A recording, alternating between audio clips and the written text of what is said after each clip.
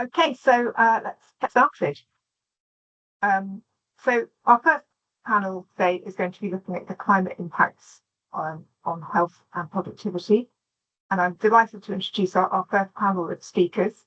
So we're joined today by Dr. Garyfallos Konstantinoudis, who's a lecturer at Grantham Institute here at Imperial College. We also have Dr. Emma Lawrence, who is mental health lead at the Institute of Global Health Innovation, and Dr. Shouro Dasgupta, who's a researcher at the CMCC Foundation and lecturer at Foscari University in Venice. So, Gary, I'd like to begin with you, please.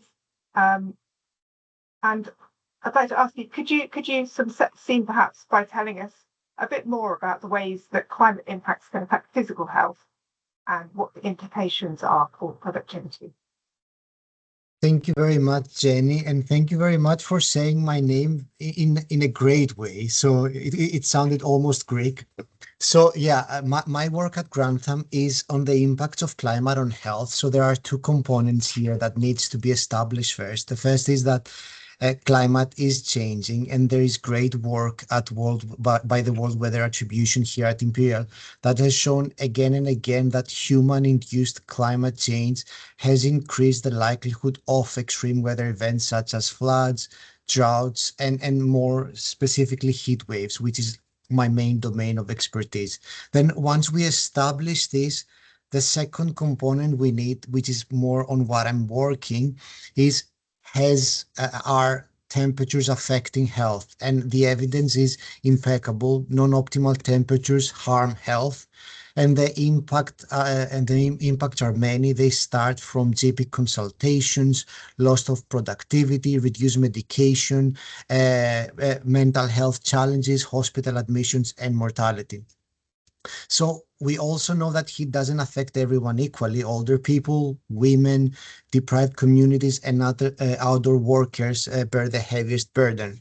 So what we did here at Grantham during this summer is we brought these two components together, and we have a recent study in Europe in 854 cities, and we quantified the mortality toll of human-induced climate change in the whole summer 2025. And we found 24,000 excess deaths due to heat, and 70%, approximately 17,000 of these deaths were attributable to human-induced climate change. In other words, climate has tripled the death toll, and these are lives that would have been saved in a world without human-induced climate change. The current policies in place are projected to result at 2.7 Celsius increase above pre-industrial level by 2100, which would result in many more heat-related deaths. And this is just the tip of the iceberg, because we are right now talking about deaths. There are much more health impacts, for instance, mental challenges that Emma will talk about in a second. Thank you. Fantastic. Thanks so much, Gary. So Emma, yes, let's come to you next. Could you say a little bit more perhaps about some of the mental health impacts that climate change can have? Yeah, for sure. So yeah, and thank you, Gary. It's really, really important and also very sobering work that you and your team has done to quantify these impacts, and particularly also attribute that back to human-induced warming. And that's incredibly important when we go into linking to changes in policy and also holding the corporations and decision makers who are contributing to those emissions and therefore those deaths accountable. So yeah, thank you for the work that you do. So I'm director of the Climate Care Centre, and we look at the nexus of climate change and mental health and well-being.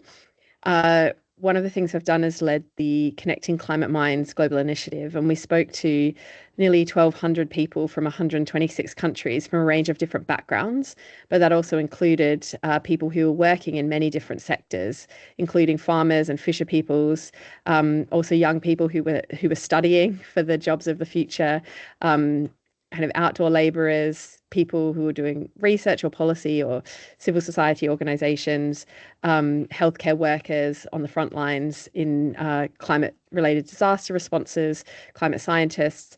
And we heard many different ways in which productivity and workers' physical and mental health is being affected by a changing climate.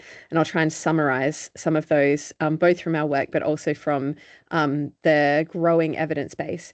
It is still quite a nascent area, looking at the links between brain and mental health, climate change, and particularly a focus on productivity, but there is emerging evidence. So when we think about how workers' health and productivity are affected, there are different routes. So one is through kind of neurological impacts and impacts on cognitive function. And this happens on different timescales. So when we have heat waves, for instance, so with the changing climate, we're getting more extreme and frequent extreme weather and climate events, which can be both acute and chronic. So things like heat waves, fires, floods, but also longer term things like sea level rise, droughts, coastal erosion, salinity impacts, all of which are affecting people's lives and livelihoods in different ways. So from the neurological perspective, what we're seeing with something like a heat wave, for instance, is that people's ability to work at higher temperatures is impaired. So cognitive function, our brains just can't function as well. We can't pay attention as well. We can't make decisions as well. And economic output declines, and things like irritability and violence increases. We also see, in the context of heat waves, mental health impacts. So we see things like more people sadly at risk for suicide, more people going to hospital with mental health conditions, and poorer mental health and wellbeing in the population. And this again can link to people's productivity outputs. But we also see longer term effects. So we see, for instance, with experiences of high temperatures chronically over time, there's emerging research that it affects the aging of the brain and faster cognitive decline when your brain is exposed to higher temperatures over longer periods of time. Similarly, when you're exposed, or with different mechanisms, but when you're exposed to the stress of a climate disaster. So, for instance, there's evidence emerging from people who are exposed to fires in the US some time ago that were climate change worsened by human attributable climate change, that their years later, their cognitive, the way that their brain worked and their cognitive functions was affected. So there were changes, measurable changes in brain function, and their brains were working harder to try and make decisions and to do things like planning for the future and executive function, but they weren't able to do those tasks as well. So their brains were struggling with those tasks, and that has implications for that also tie into productivity and mental health. So there are these changes at different timescales and an interaction between mental and neurological health and productivity. This has big costs to the economy. So it's been estimated, for instance, in the UK, the Office of National Statistics, I'm just trying to make sure I say the right thing. But it was about in 2020, for instance, it was, I think, 1.2 billion was the effects of, so the overall estimate is 1.2 billion per year, but in 2020 alone, the estimated cost was 5.3 billion. That was the highest over the time period they looked at from 1998 to 2001. The cost of reduced productivity due to the effect of hot days. And that is even considering adaptation measures like air conditioning are in place. So these are a big cost, that especially if this is going to increase over time. Particular groups are affected, as we had before. So older people, younger people, pregnant women, but also people working in outdoor laborers and people who are farmers, but also people who are on the front lines, including climate scientists. So another aspect of productivity is people who are burning out, whether they're climate scientists or people working in climate-related professions, trying to take action, who are feeling the urgency, and that is having sometimes mental health consequences that is leading to them over time burning out, and that has effects on productivity as well.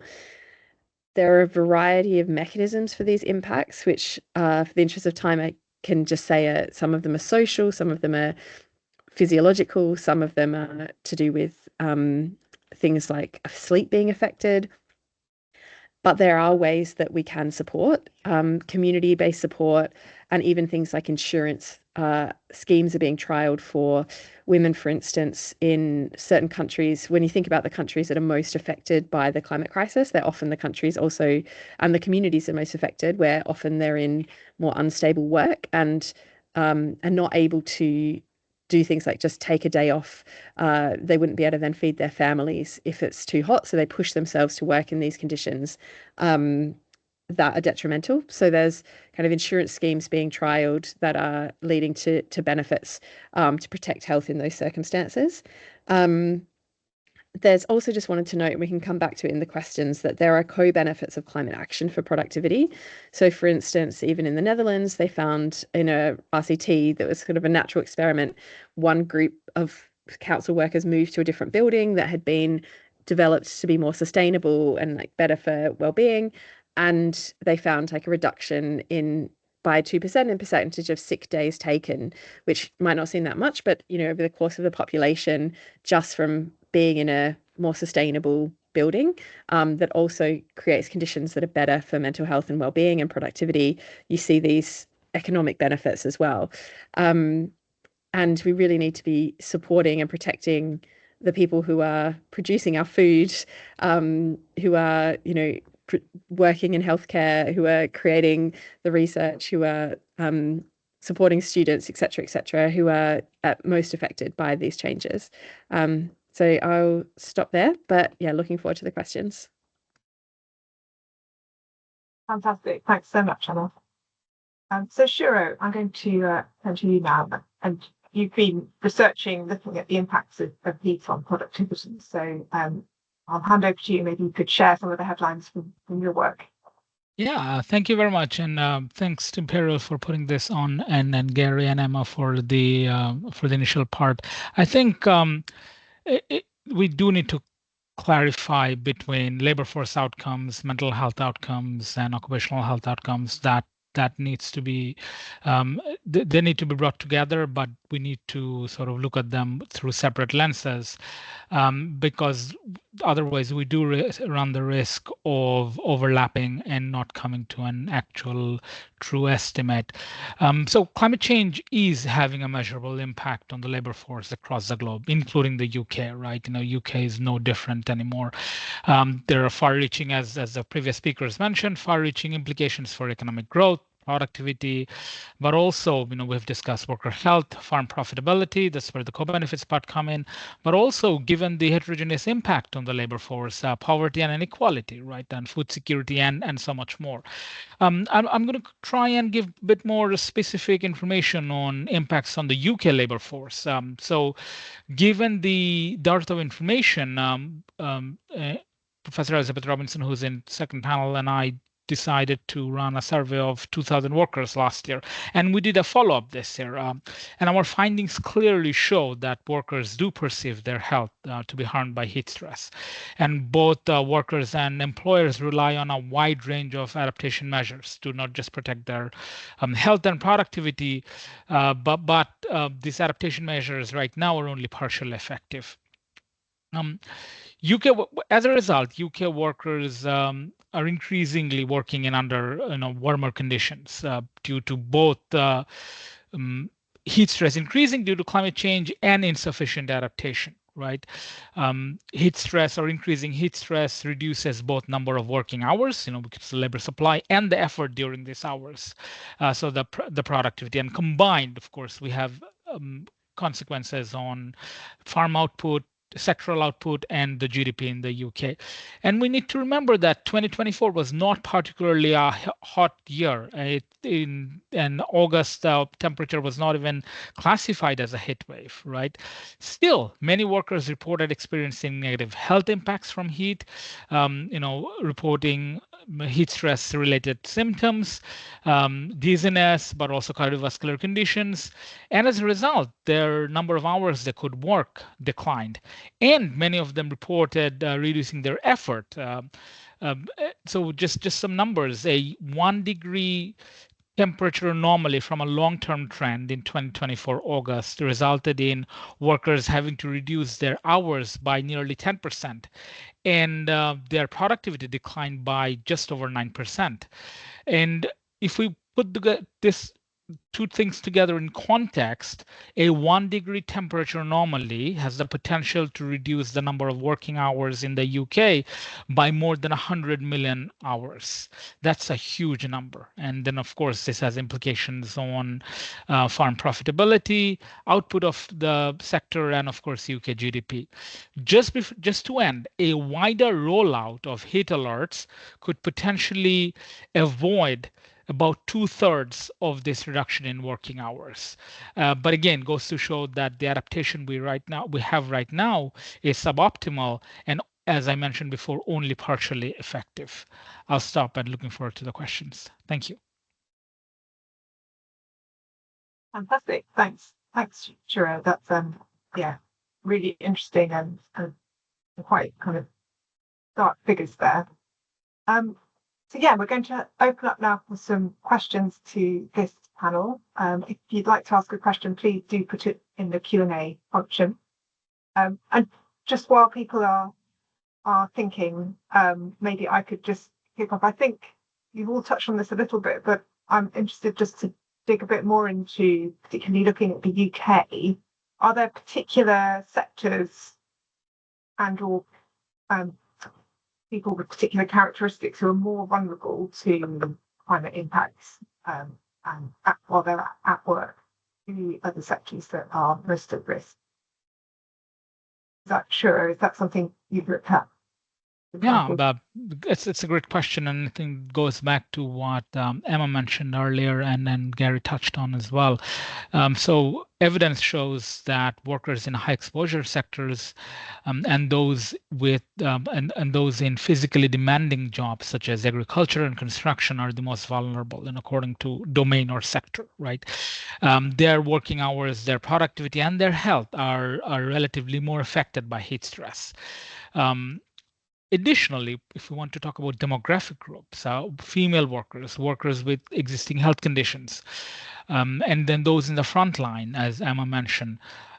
Importantly, in the UK as well, and this is a wider problem right now, workers who are not empowered to decide on their adaptation, for example, who cannot take a day off, gig economy workers, for example, they suffer relatively more due to heat stress, both in terms of labor force outcomes, they're having to reduce their working hours because they cannot bear the heat anymore. They have to reduce their productivity or effort to reduce the negative impacts.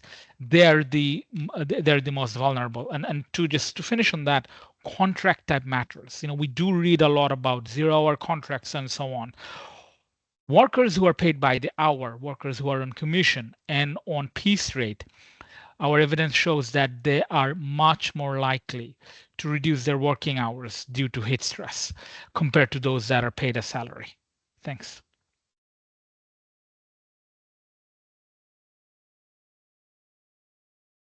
Go ahead, Gary. Yes, so sorry, maybe I could sort of add something there. One of the things that we keep seeing is an interaction between air pollution and heat exposure, meaning that when heat is higher, the effect of air pollution is greater. So there has been some work by the environmental research group here at Imperial that has been shown that certain occupations are more exposed to certain air pollutants, and I would expect these occupations to be also vulnerable to the effects of climate change, and this could include tube workers and taxi drivers, those that are exposed directly to high levels of air pollution.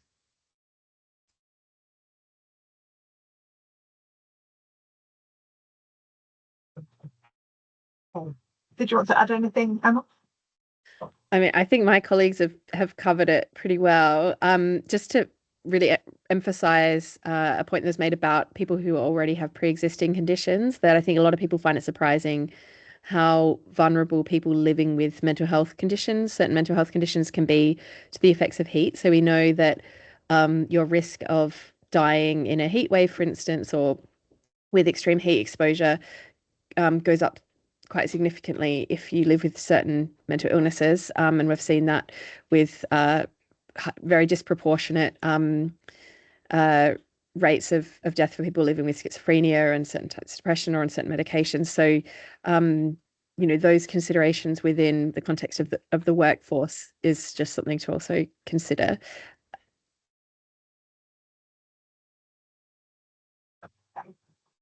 So there's a couple of questions come in. So the first one is from Siddhant, who says, are seasonal sectors like agriculture differently affected than non-seasonal ones like construction or transport workers? And if so, how? To take that? Yes, sure. I can take that. I want to say yes, in the sense that agricultural workers are much more exposed to the elements. So they're just given their exposure level, they are technically more vulnerable. And many seasonal agriculture workers are even less empowered due to their contract type, which makes them unable to take many of the decisions, right? They have to think even harder on the question of on a very hot day, can I not go to work, which they probably cannot because they're probably on a daily rate or an hourly pay rate. Construction workers are also more exposed, or relatively more exposed, but their job is likely a bit more physically demanding to some extent. But just to the question of whether agriculture or seasonal workers are relatively more vulnerable, the answer would be yes, they're more exposed to the elements and they're not as empowered. Thanks. Yeah, also just the a lot of both farm laborers who are sort of in the gig economy in a sense of often working, they need to work that day to make money. But also when you have an event like a flood or a drought or something that affects that crop, it might be for a very long term impact on their income, on their livelihood. And that can have big mental health implications that we see. Sadly, there can be higher risks of suicide, for instance, and it can have flow-on effects to families, to whole communities, both in terms of food security potentially in that community. So there's these flow-on effects as well that I've seen with agricultural workers. A lot of the research has been focused on agricultural workers. There are big gaps in this research, as we've all said. So I think some of the nuances in how different groups are affected are still, haven't been that well documented.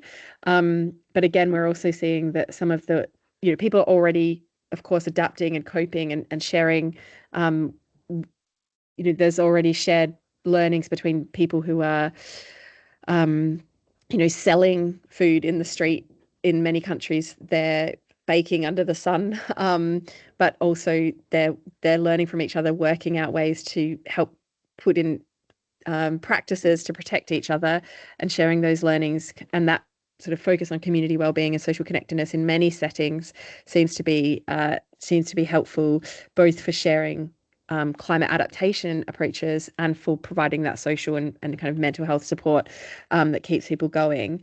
But there are these can be these compounding stresses on people, particularly if like their crop is failing or something because of a heat wave. It's not just coping with that heat, it's then the ongoing effect of that.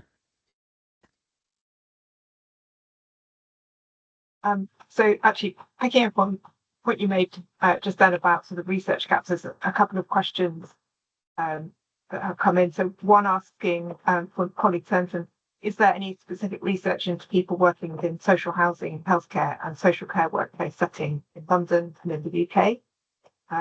So how do we protect the heat health of people responsible for looking after some of the most vulnerable people during hot weather? And there's also a question asking where are the gaps or in data or research what's talking on health and productivity impacts. And so maybe we could put those two together. I can start saying some thoughts and then, yeah, you can continue. So I think the main challenge that we have when we talk about a specific workforce is the numbers, and specifically in London. So a lot of research needs something we called cohort studies, which we need to start with some people like social workers and then follow them up to a point where, and make sure that they are exposed to heat waves and heat waves are rare events, right? So it is very hard to find something statistically significant. So I know some studies that are taking place here in London. For example, there is the Wellhome study. It's not specific for social workers. It is for certain non-affluent people living in white city. They do follow them up and they have exposures, and they are focusing on asthma. So this is just a part of the picture, but this is super complex because it requires a lot of data, which is very expensive to get access to create some sort of cohort study where you can follow up the individuals. I know also initiatives from US Global where they sort of created a global cohort also focusing on agriculture, and in a setting like this, which they have different countries, different numbers, the generalizability of the results is more robust. Emma, do you want to add something or pick on a question? Yeah, there's so much. Just to note, if people are interested, we in kind of the specific research gaps, Connecting Climate Minds developed research and action agendas to prioritize what are in climate and mental health in general, not just in this area, but what are the research gaps and priorities. So I can put the name of the hub in the chat, but then we have agendas for lots of different groups, including farmers and fisher peoples, but also for different regions of the world, and also a global agenda. And we also have case studies where there are case studies looking at improving at what's already working to improve outcomes for people who are working in different areas, including agricultural workers, but also others in different parts of the world. So in terms of what's working, you might also want to check that out. Again, there are lots of opportunities for kind of win-wins here because, for instance, people talking about people living in social housing, if you can kind of create more green space around that social housing, for instance, that can cool the environment, it can clean the air, it can be part of climate adaptation. It also has a lot of mental health and well-being benefits. So there are opportunities to, if we can join the dots in policy and start to measure these outcomes better, which is part of the research that's needed. There is opportunity to join the dots. There are gaps as well with people in institutional settings. So in schools, for instance, in prisons, in psychiatric facilities, sometimes those facilities themselves might be very suboptimal for people who are trying to learn or trying to work or trying to get better. So thinking about those spaces as well, particularly from a heat perspective, but also from other perspectives. And there is good work happening that I could point to. Yes, I might stop there for now, but there's always lots to say. I'll try and put some notes in the chat. Maybe I can. So I've been trying to respond to some of the questions on the chat. It's a really good question. I'd like to pick up something Kate England mentioned on the various challenges along with heat on the UK labour force. We hear a lot of talk about just transition, just transformation, but the just transition or just transformation will not happen without just transition in the workforce. Heat, there is preliminary evidence, and it's going to become more stark, is likely going to push more and more workers out of high exposure sectors such as agriculture and into, let's say, relatively less exposed sectors, be it manufacturing or services. But these workers will need reskilling, right? They will need additional training. That remains a key challenge, not just in low and middle income countries such as Bangladesh, where I'm from, but also in the UK. I simply do not think right now that enough emphasis has been put on just transition of the most vulnerable workforce. And that remains one of the biggest barriers as we address the issue of climate change and his threats on the workforce. Thank you. Thanks, sure. Just to say, I see there's a couple of questions so focus on kind of what can employers and policymakers do about. I'm going to just hold on to those questions just for now because that's the focus of the next panel. But don't panic, I have seen them. Sure, I wondered if you could say a little bit more about humidity actually. So I see you mentioned that in your comments, and there's also a question about asking about the interrelationship between temperature and humidity and what the impacts of that are on health. Yeah, absolutely. I think so. A lot of our work and the work in general to understand the impacts on the workforce is based on heat, but humidity is becoming more and more of a challenge. And we do need to understand more about the interaction between heat and humidity at workplace, but also heat, humidity, and pollution. They're interlinked, and in combination, they become deadly, right? That's when we go from reducing, let's say, number of hours and productivity to counting occupational mortality. So absolutely, humidity is going to become more and more of a challenge as we think about regulations and cooling regulations and let's say cooling techniques in the workforce. Thanks. Thank you. I think we've got time for one more question, and we may come back to some of these later if there's time at the end.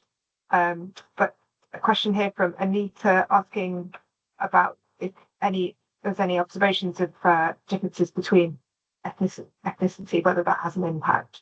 So during the pandemic, certain ethnic groups were particularly affected, and is that the same true of climate impacts? I can start, and yeah. So basically, what we are seeing as impacts of heat on health with respect to vulnerabilities is similar to what we are seeing during the pandemic. We are seeing that the most vulnerable populations are the ones with chronic diseases like cardiovascular diseases, coronary heart diseases, asthma, chronic obstructive pulmonary disease are these people. These diseases do not just appear to people. They are a result of different exposures, of different environmental exposures, of where people live, of what are the choices, of what are the smoking habits, and all these sorts of things. Ethnicity is one of the key factors that affect the prevalence of these different chronic diseases. So inevitably, we'll see also how different ethnic groups are affected. Now, the mechanisms, as I slightly mentioned, could be different. There is a predisposition of certain ethnic groups to specific diseases, but there is also correlation between ethnicity and where they live, ethnicity and house, ethnicity and building material and all these sorts of things, which we know that these are determining factors of one's heat vulnerability.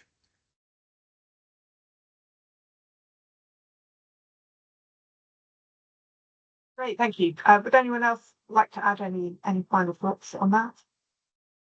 Yeah, well, just to really emphasize what Gary's saying, that and to pick up on the point around climate justice and a just transition, and again, the benefits of action for health inequality, and the opportunity to create a fairer society through climate action, also for health, because, for instance, if you are like brown and black people are more likely to be living in communities with less access to green space. They're more likely to be exposed to more air pollution. They're more likely to live in housing that is in poorer neighborhoods, for instance. And so all of these things combined mean that they're more likely to die of COVID-19, for instance, as Gary was saying.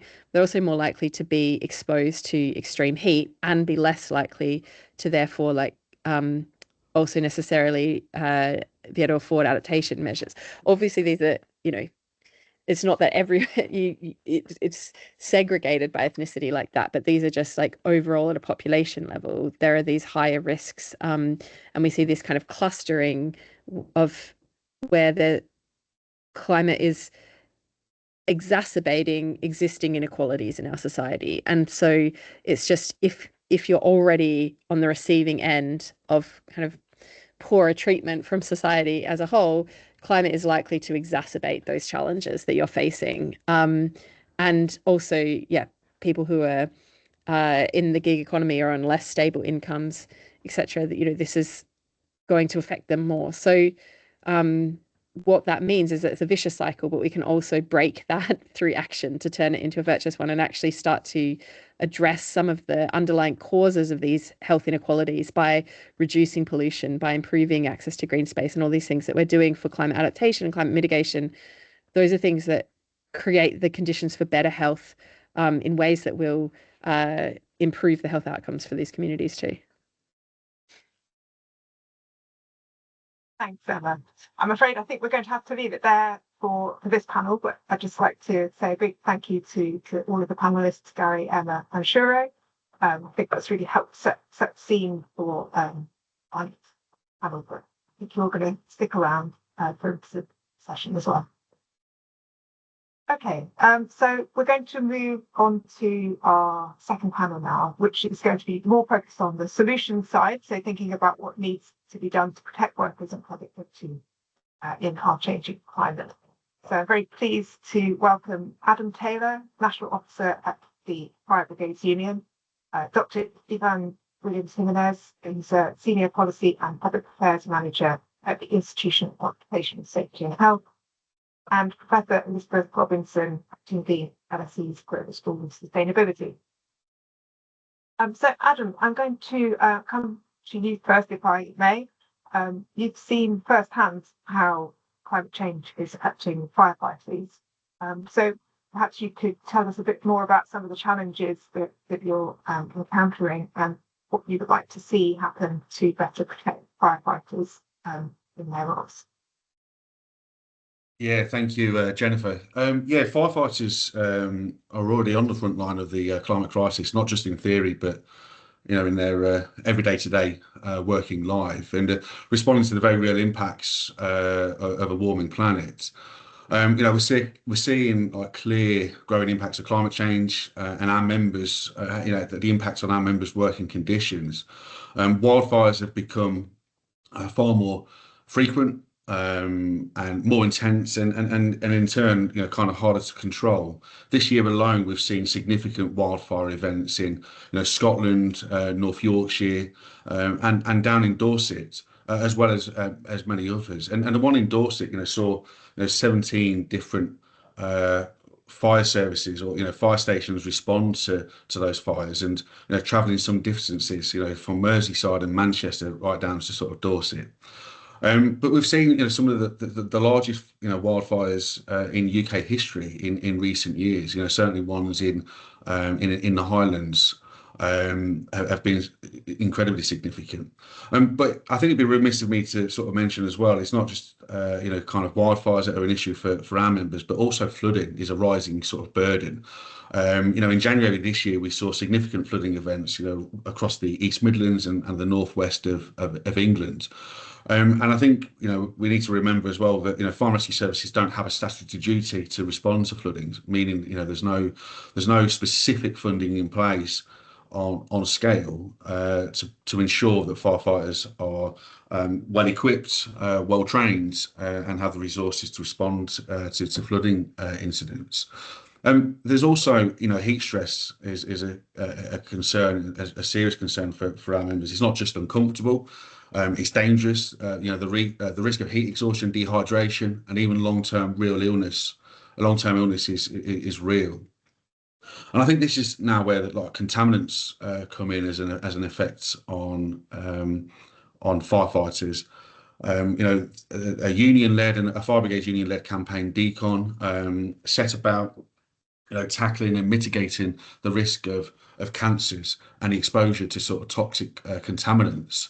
But these are protective measures that are at risk themselves. Firefighters being expected to work longer duration, out in the exposed, dealing with, wildfires, wearing protective equipment that is often designed and built around dealing with structural fires, internal property fires, and not for dealing with wildfire incidents. Fire and rescue services, are not providing lightweight wildfire firefighting PPE. Meaning that many of our members are stripping down to sort of t-shirts and exposing themselves to those real nasty toxic contaminants. Look, these aren't rare incidents anymore. They're becoming part of a new normal that threatens workers' health, safety, and productivity. Look, the government and many employers have not kept pace with the real scale of the risk. Fire and rescue services have been cut to the bone. We've lost 1 in 5 firefighters since 2010. Many brigades lack sufficient training, staffing, or specialist equipment to handle large-scale wildfires or floods. And as I mentioned, there's no statutory duty for dealing with those floods. And this next point normally raises an eyebrow or creates a smile on people's faces, but it's a very serious issue. In 2022, wildfires in England saw a fire and rescue service go to a museum to bring a fire engine out of a museum to help deal with wildfires. I mean, that's seriously concerning. What's needed to protect workers? What needs to happen is that first we need a national strategy for how the UK's workforce, including the emergency services, can adapt to be protected from climate impacts. That means assessing current and future risks, funding adaptation, and embedding worker voices into every stage of that plan. We need to see fire and rescue services, being invested properly and sufficiently. We need more staff. We need training for wildfire and flood response, and we need modern PPE and equipment that both supports heat resilience and safety contamination in extreme conditions, but allows firefighters to deal with those ever-increasing, more complex and more intense wildfires. We need stronger health and safety protections for all workers exposed to climate hazards, whether that's firefighters in wildfire incidents or postal workers, construction crews, and a whole range and array of different workers from different walks of life.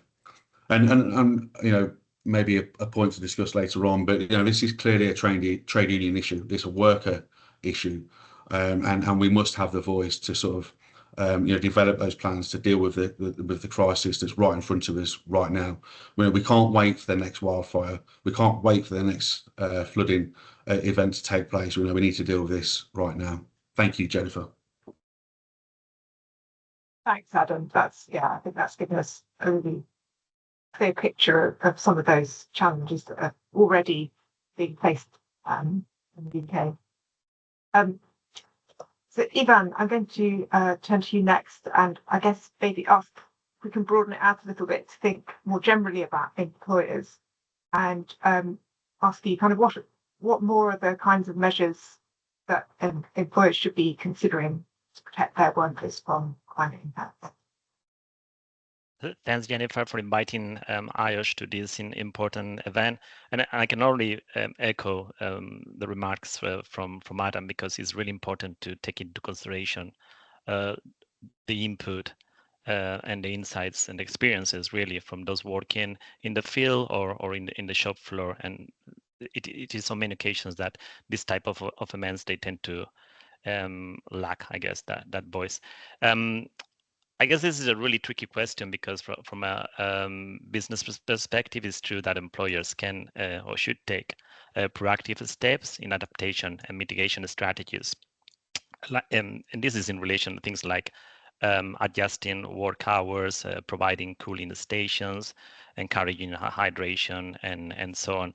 But I think sometimes, and we can see these in those businesses that tend to have like robust policies in place, they also need to be able to analyze the impact of heat stress, in particular on business continuity and supply chain management, because I think we've seen so many examples of climate change risks causing a disruption, a massive disruption.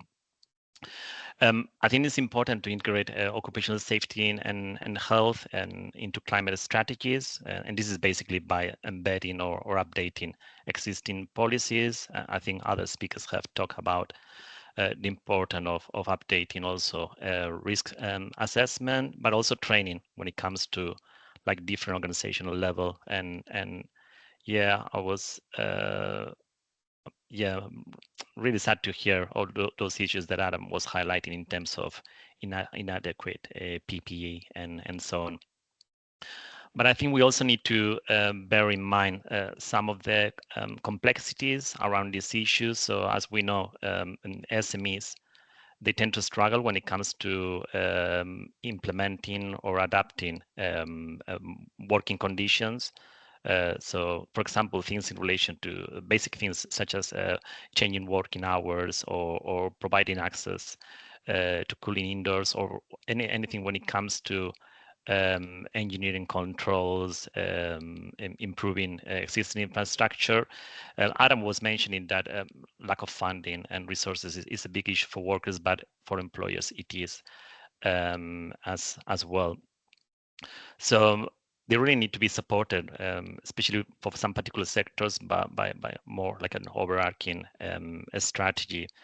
And we've seen this for the most vulnerable workers. So other speakers have been, for example, mentioning things in relation to the platform or the gig economy. So I think it's quite difficult to see things in relation to rest points for drivers or for riders and other type of delivery workers. So I think this is also applicable to other type of sectors as well. Thanks, Stephen. Liz, so I'm going to come to you now and ask you to sort of share your thoughts and in particular perhaps what role the government and policy can play in protecting workers' health. Yeah, thanks, Jennifer. I think I'm just going to bounce a little bit off what Adam said, which I think is just to say that those who don't accept that the climate's changing are sort of denying the lived experience of people like Adam and his colleagues who are on the front line of tackling climate change. And I think we don't want to forget that. I also think we want to remember that if we really want to protect worker health, we need to reduce emissions globally because there are limits to adaptation. And for some workers in some countries, the limits may already have been reached. And also, let's just remember, you mentioned, Jennifer, right at the beginning that growth is a government priority. And in the UK, where is the economic growth at the moment? There isn't much, but it's found primarily where it is in the green economy. So I think we need to remember that adaptation and mitigation go together. And it's the fact that there are limits to adaptation means that, yes, the imperative right now is to tackle the existing impacts of climate change, but it's only going to get worse. And so we're not in a new normal. We need to be changing and adapting all the time. But I suppose just to sort of give a very different perspective coming from academia, I suppose I asked myself first why government needs to be involved at all. And so, that might ask us, why are workers not able to protect their health? So, are they not empowered to protect their health? What are the government protections that are needed? Do workers know the extent to which their health is being harmed? The work that Shouro and I did made it very clear workers do know their health is being harmed, but maybe not just how much. We might ask, why are employers not protecting worker health? And Ivan told us that it's difficult for SMEs in particular, maybe to put the protections in place.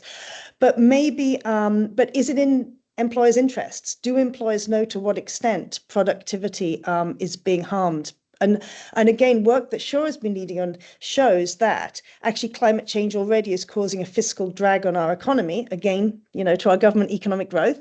And part of that is because labour productivity is being harmed. So it's going to be even harder for us to protect workers, to have economic growth, to invest in net zero, if we're not even coping with the fact that there's a drag already on productivity. And so, you know, if we're asking what the role of government is, then it becomes to be more obvious, which is, do we have a lack of evidence? Do we have an imbalance between what's in workers, what's important for workers and what's important for employers?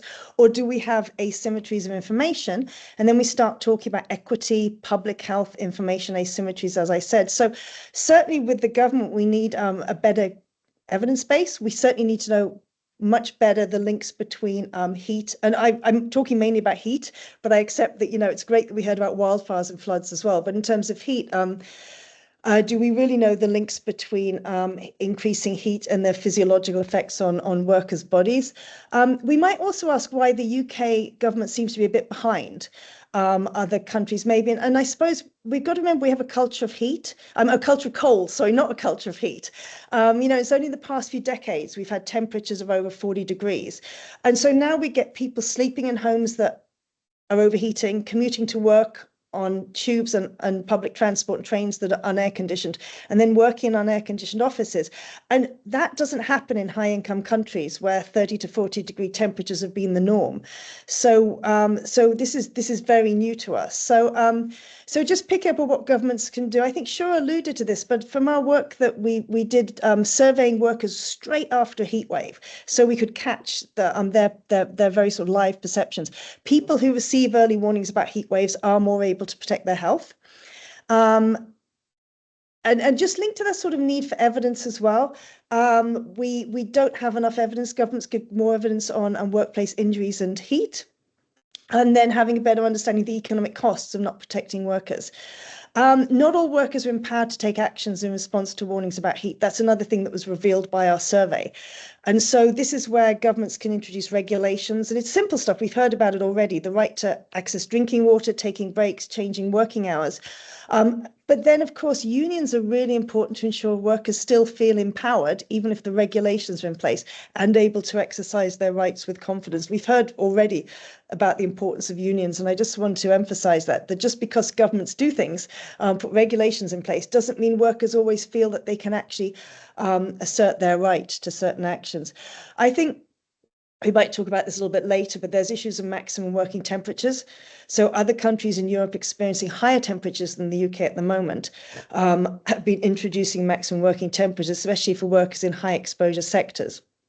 But governments, and this may sound heartless, but governments do actually need to make difficult decisions if there's a trade-off between protecting workers' health and protecting company profits and economic growth. They have to kind of choose what gets protected, health or growth, but I'm not actually sure there is a trade-off. And I suspect there's a lot more scope for win-wins, protecting health, economic profits of companies and economic growth. And a lot of us have talked about gig workers, and I will as well, because for a gig worker, when you wake up in the morning, you're sort of thinking, do I protect my health or do I protect my income? There is no employer to protect the gig worker. And there are roles for government there, for example, with respect to something called parametric insurance. So where you can take that insurance as a gig worker, and depending on the weather conditions, that determines whether you get an insurance payout or not. But I'll stop there because I know there's lots of questions to come. Thank you. Thanks, Liz. Yeah, I'm going to jump straight into the questions now, but please do keep posting them in the Q&A function if you'd like to ask a question.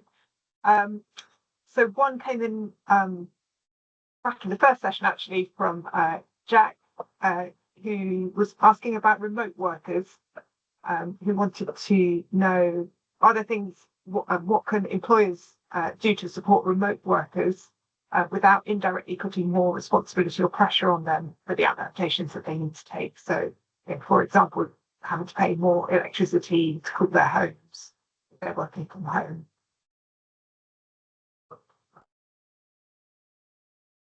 Anyone like to come in on that one?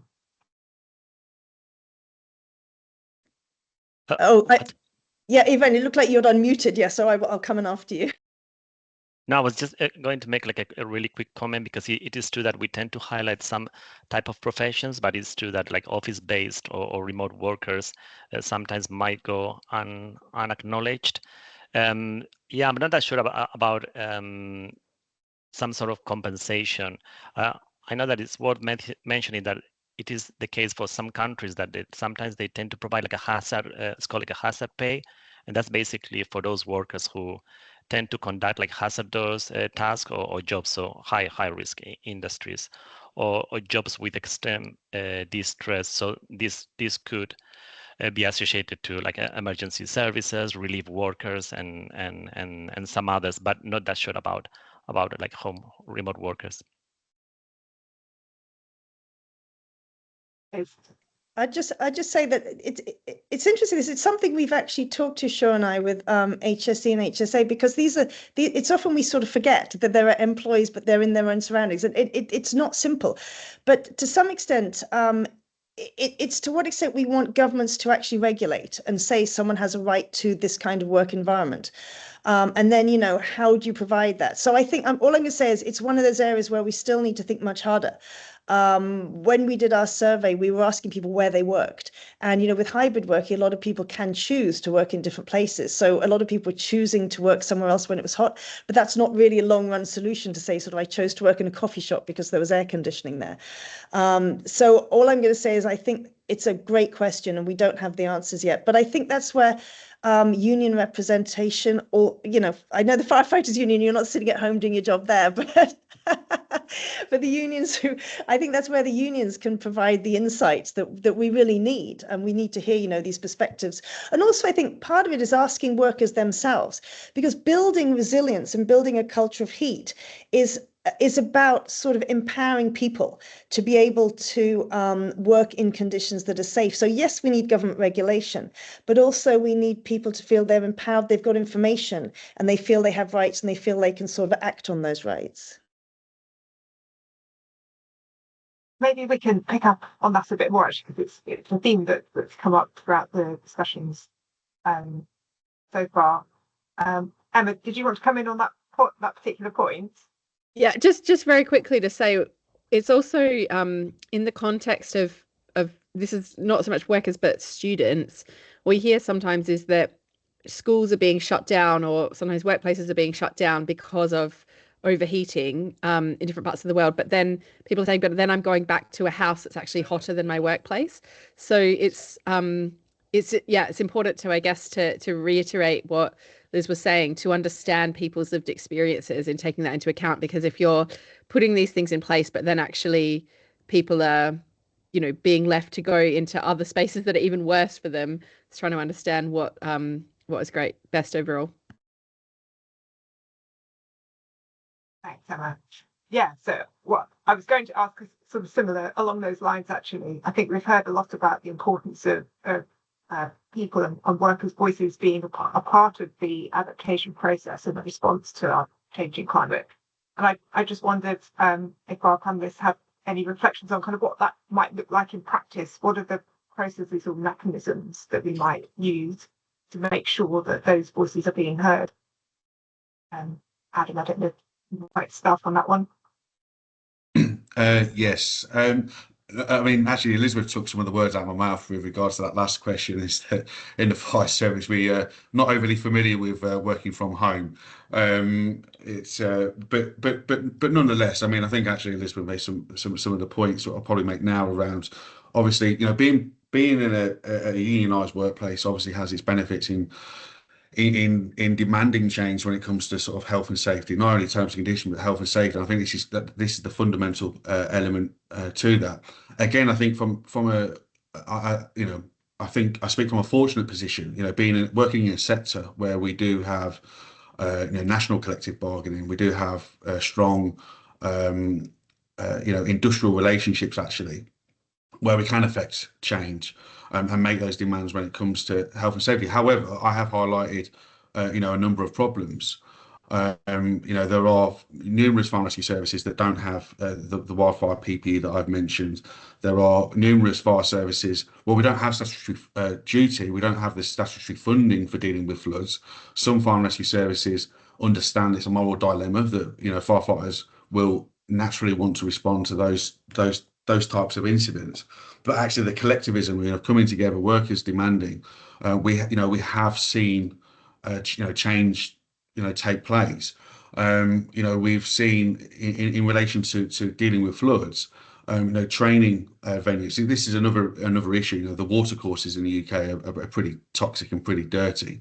But actually, a trade union locally has, brought the voices, brought the members together, and prevented, our members being, put in harm's way by going into water training venues that are toxic, that are, have got waterborne, diseases present. And that is the power of that kind of collectivism. So, I think trade unionism, and being in an organised workplace, is certainly a lead to kind of affecting that change required.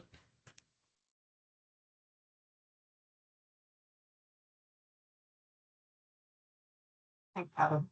Does anyone else like to comment on that? If I can, Yeah. I can just jump in, because we need to understand that basically heat is classed as any other hazard and should come with all the legal obligations when it comes to occupational safety and health.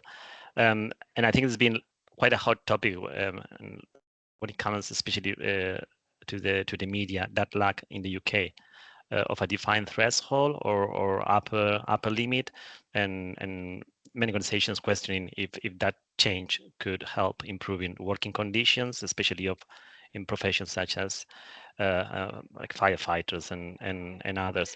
But it's not just having the legislation, but also enforcing, I guess, the existing legislation.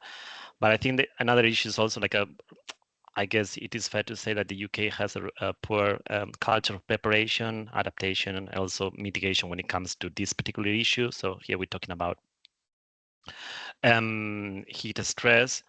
So basically, enforcement needs to come together with voluntary guidelines, set of standards. Adam was mentioning like trade union and support as well, workplace information and training. So everything in conjunction would definitely help. And I think it's also important that the point that Adam raised, that professions such as those particular sectors that really need occupational safety and health expertise and support, but also occupational health, because Adam was mentioning things in relation to exposure to chemicals and some other issues that really have like a long latency when it comes, for example, to occupational cancer. So these issues negatively affecting the health could be happening, let's say, in 5 to 10 years' time. So here, occupational health is critical.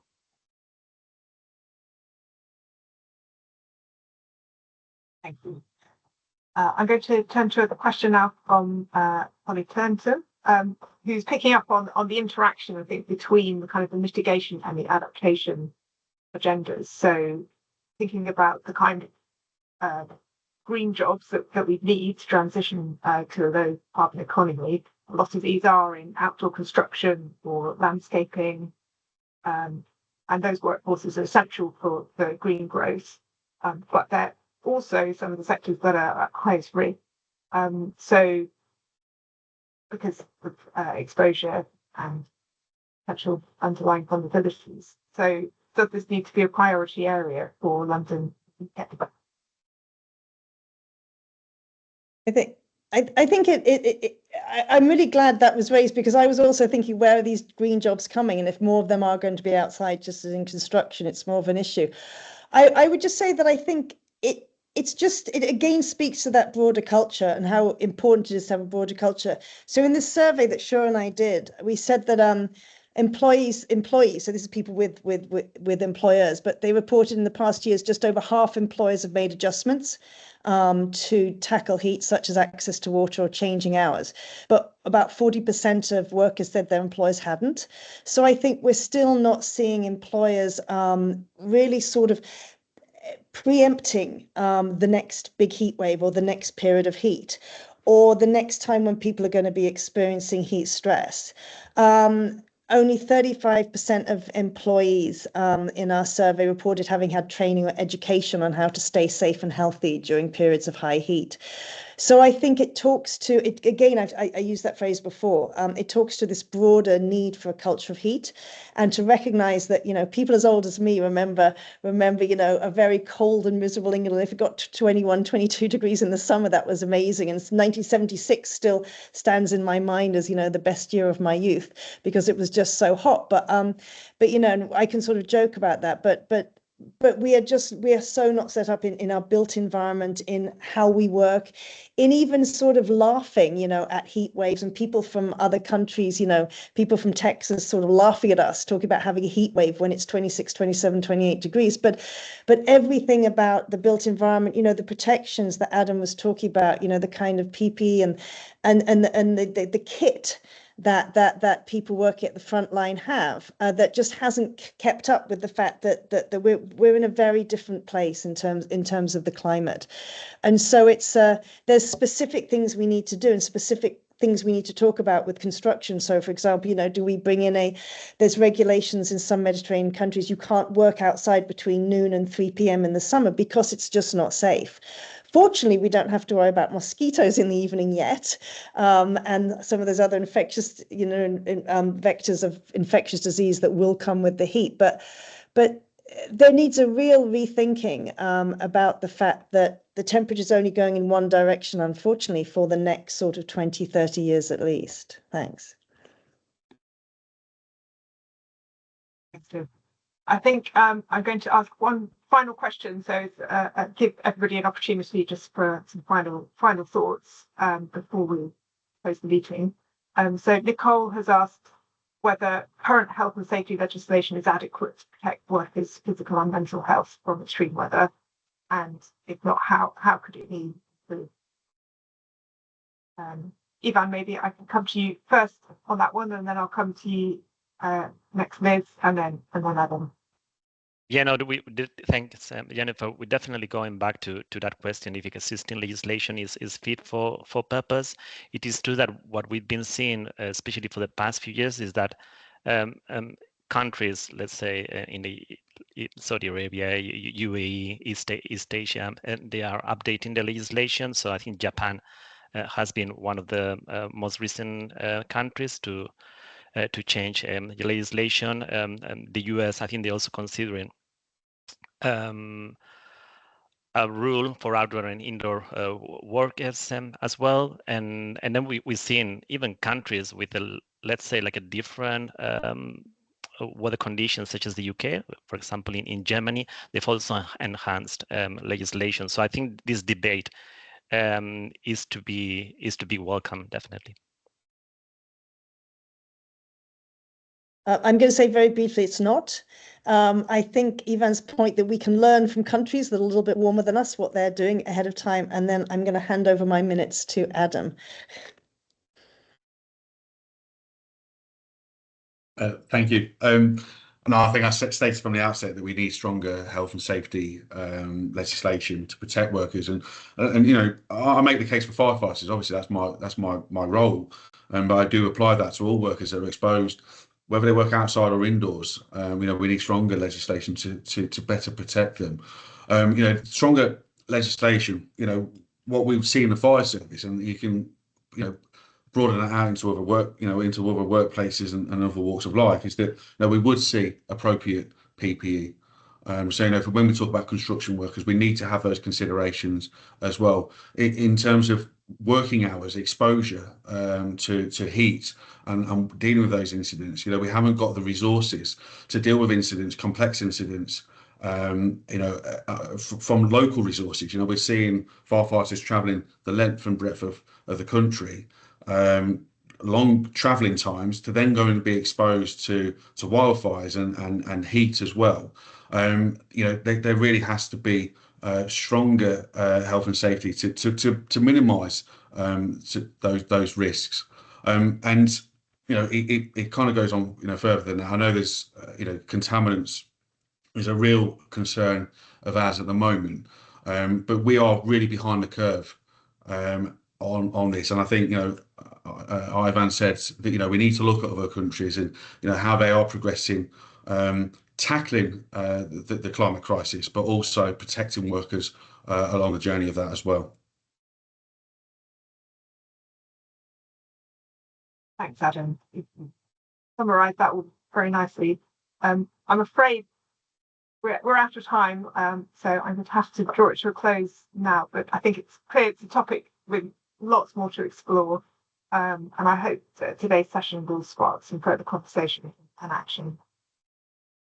As I mentioned at the start, we'll make the recording of the session available on our YouTube channel shortly. And please do keep an eye out for future events in our Growth in a Changing Climate series. We're hoping to have some more coming next year. So I think it just remains for me to thank you all for joining us and for your questions.